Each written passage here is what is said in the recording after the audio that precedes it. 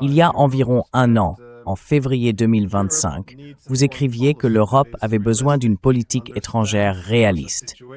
Une politique qui comprenne la situation de la Russie, celle de l'Europe, ainsi que ce qu'est l'Amérique et ce qu'elle représente, et qui cherche à éviter que l'Europe ne soit envahie par les États-Unis. Il n'est certainement pas impossible que l'Amérique de Trump envoie des troupes au Groenland. Je ne plaisante pas, et je ne pense pas que Trump plaisante non plus. Bien sûr, il y a un an, les Européens étaient un peu condescendants à l'égard de ces idées. Ce n'est plus vraiment le cas aujourd'hui. Et maintenant, un an plus tard, les Européens sont très indignés, sans forcément l'exprimer très clairement à Trump, alors qu'ils se retrouvent à subir les hostilités américaines. Ils redécouvrent soudainement l'importance du droit et des principes internationaux, alors même qu'ils ont contribué à les affaiblir au cours des 30 dernières années. Je me demandais donc comment vous interprétez tout cela, car après ce qui s'est passé à Davos hier, comment lisez-vous la situation?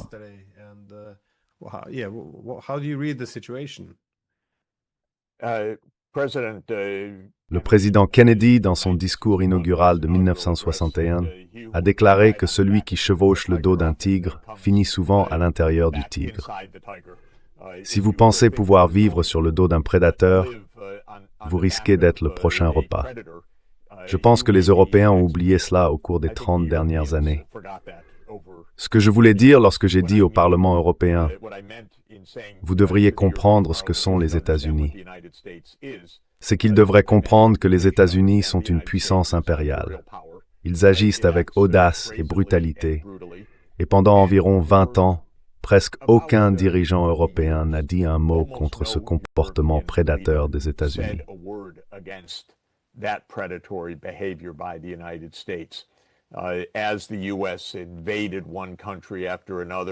Alors que les États-Unis envahissaient un pays après l'autre, renversaient des gouvernements et jouaient dangereusement en Ukraine, les Européens restaient silencieux. Ils ont peut-être même apprécié cela. Tandis que les États-Unis étaient complices des guerres désastreuses d'Israël à travers l'Afrique et le Moyen-Orient, qu'ils entraient en guerre en Irak et en Libye et confiaient à la CIA la mission de renverser le gouvernement syrien, ils ont également joué un rôle très profond et destructeur dans le renversement du président ukrainien Viktor Yanukovych en février 2014. Les dirigeants européens sont simplement restés muets. Lorsque les États-Unis ont bombardé l'Iran en juin dernier, les dirigeants européens ont déclaré « Oh, l'Iran, vous devriez faire preuve de retenue ».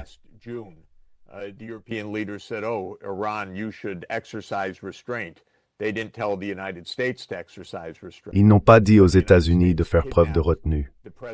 Quand les États-Unis ont enlevé le président du Venezuela, les dirigeants européens n'y ont vu aucun problème. C'est un méchant, un vrai méchant. Mais ensuite, quand les États-Unis ont dit « nous voulons le Groenland », soudain c'était « oh non, ce n'est pas juste ». Et le droit international, il faut respecter les règles. Et le New York Times a découvert que l'Amérique avait des tendances impériales. Il ne l'avait pas mentionné depuis plusieurs décennies en réalité, mais il l'a découvert parce qu'il s'agissait cette fois d'un pays et d'un territoire européen. Il y a donc beaucoup de naïveté et d'hypocrisie dans tout ce qui se passe ces derniers temps.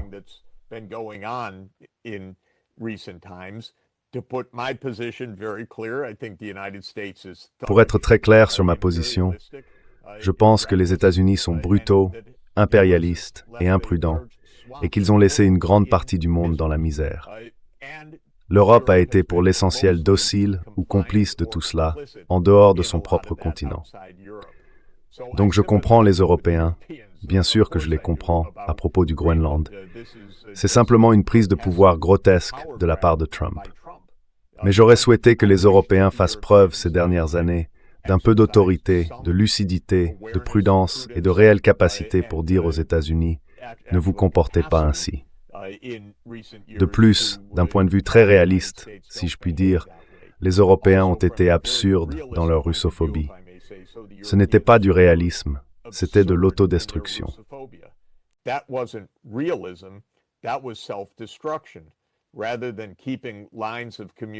Plutôt que de maintenir des canaux de communication ouverts avec la Russie, ils ont tout laissé entre les mains des États-Unis.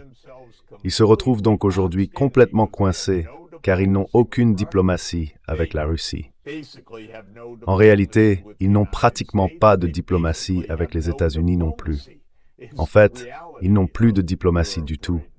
C'est la réalité de l'Europe en ce moment. Mais ils ne peuvent s'en prendre qu'à eux-mêmes. Je n'aime pas le dire, mais je dois leur dire « je vous l'avais bien dit », car cela fait des années que je répète cela aux dirigeants européens. Toi aussi d'ailleurs. Reprenez-vous. Ayez une politique diplomatique. Comprenez ce que sont réellement les États-Unis. Ne soyez pas si hypocrites. Cela finira par vous retomber dessus. Voilà les vérités fondamentales de ces derniers jours.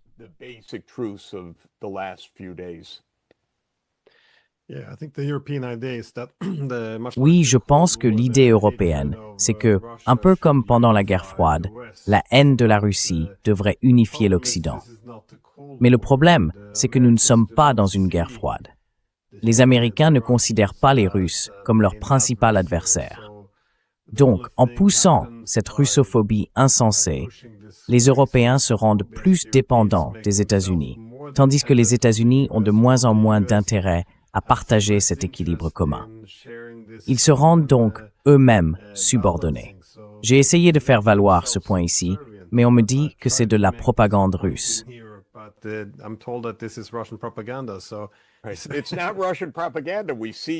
n'est pas de la propagande russe. Nous pouvons voir de nos propres yeux quelles en ont été les conséquences. Une Europe privée de toute sécurité, de toute capacité à débattre des enjeux. Ils courent dans tous les sens, pris d'une panique absolue. En un sens, on ne peut pas vraiment leur en vouloir, sauf qu'ils ont eu de nombreux avertissements, y compris celui que je leur ai donné en février dernier. Mais bien sûr, toi et moi lançons ces avertissements depuis de très nombreuses années.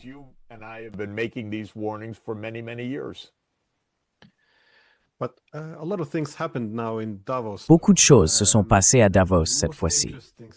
Le discours le plus intéressant, peut-être, a été celui du Premier ministre du Canada, Mark Carney. Il a plus ou moins admis que tout ce qu'on appelle l'ordre international fondé sur des règles était une imposture, qu'il accordait à l'Occident certains privilèges précis. Ils peuvent invoquer la démocratie libérale et les droits de l'homme pour écarter le droit international. Bien sûr, c'est la prérogative exclusive de l'Occident, un concept hégémonique.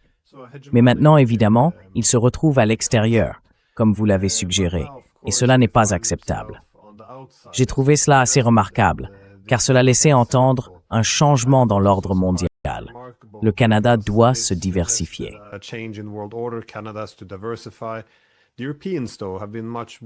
Les Européens, cependant, ont été bien plus faibles dans leur réaction. Macron a même envoyé un message privé à Trump, qui a fuité, dans lequel il essayait essentiellement de se rapprocher de lui, en disant « Oh, nous sommes d'accord avec tout ce que vous faites contre la Syrie et l'Iran. Travaillons ensemble là-dessus. Laissez simplement le Groenland tranquille. » Il essayait donc de se remettre dans ses bonnes grâces, tandis que le secrétaire général de l'OTAN, Mark Rutte, passait toute l'interview que j'ai regardée à célébrer Trump et à dire qu'il avait été la meilleure chose qui soit jamais arrivée à l'OTAN. En même temps, Trump a partagé un message affirmant que le véritable ennemi de l'Amérique venait de l'intérieur, c'est-à-dire l'OTAN. C'est assez remarquable à observer.